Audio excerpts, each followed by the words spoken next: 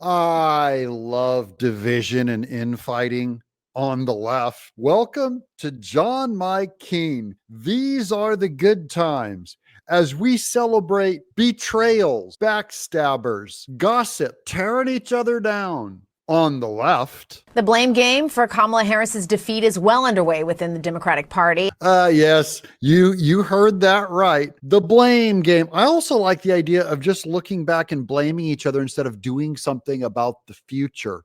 It's also really good to complain and divide, play shoulda, woulda, coulda about the past.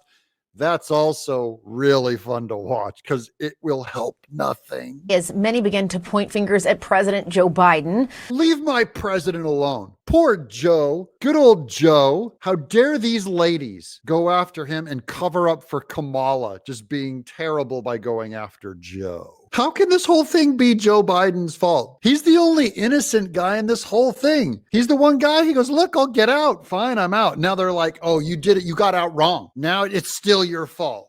No matter what happens, though it's Kamala Harris who lost the election, it's somehow still Joe Biden's fault. Look at Kamala Harris, you idiots. The latest criticism now coming from one of the party's most powerful leaders, former House Speaker Nancy Pelosi, telling the New York Times Democrats may have had a better shot if the president had stepped aside sooner. CNN's Arlette Saenz is joining us now with more on this. Arlette, what more did the former House Speaker say? Well, Jessica, these are pretty frank comments from former House Speaker Nancy Pelosi, one of the top leaders within the Democratic Party, really saying that President Biden should have gotten out of this election much sooner. Yeah, she said that she had a moment of clarity only because she'd been through a box and a half of wine. But also that there should have been an open primary for Democrats once he did bow out of this race. You'll remember that President Biden dropped out in July after that halting debate performance against Trump, which had really set off alarm bells within the Democratic Party. And then he very quickly moved and threw his endorsement behind Vice President Kamala Harris, which prompted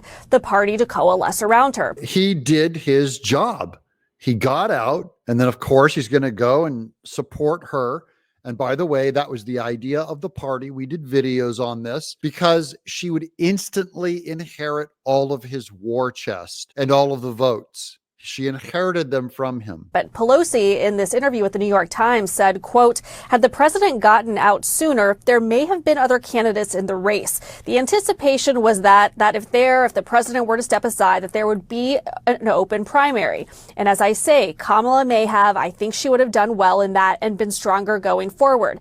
Yeah, Kamala, she'd have been stronger. They'd have given her a little more time and she'd have corrected everything that was wrong with her in just a few extra days. No, children. No. She's been Kamala her whole life, ding-a-ling. This is really, really weird, divisive and passive aggressive of Nancy Pelosi. And that's why I'm so happy. I'm just basking in the glory of this. She added, but we don't know that didn't happen. We live with what happened. And because the president endorsed Kamala Harris immediately, that really made it almost impossible to have a primary at that time. If it had been much earlier, it would have been different. Now, different, but not necessarily better. Your whole party's a bunch of losers anyways. We'd have had many more of them to choose from. Like a Hakeem Jeffries, maybe Elizabeth Warren. Yeah, get her in there. These comments are also interesting because one of the things that Biden advisors often pointed to after he had dropped out of the race was that they believed it was a good thing that he quickly moved to endorse Harris because it caused the party to quickly coalesce around her, really avoiding any infighting in those just 3 or 4 weeks before the Democratic National Convention. Some of us actually remember what it was like when she dropped out. I remember the Democrat Party did not want the Bernie bros to come in with their massive division and try and take the party away from the Clinton types. They did not want RFK Jr. to come in and be more of a centrist type guy with the classic Kennedy name. They wanted to push all these more powerful Democrats out. They did not want Gavin Newsom coming in.